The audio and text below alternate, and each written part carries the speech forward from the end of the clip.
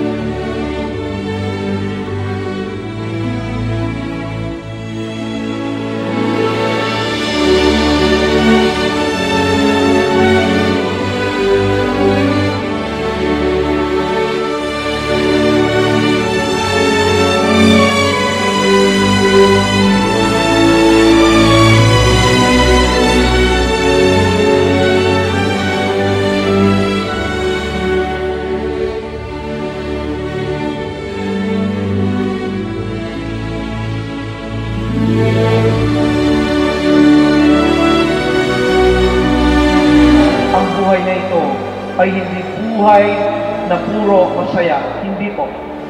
Dahil kahit kailan, wala nang perpekto magkasama. Di ba? Walang perpektong relasyon, walang perpektong pamilya. Ito isang bagay na dapat mong panindigan.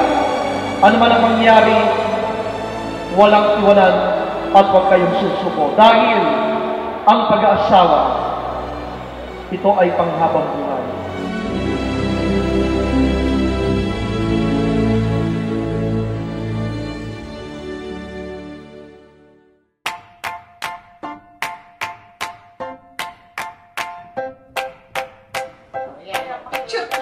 We're on top of the world.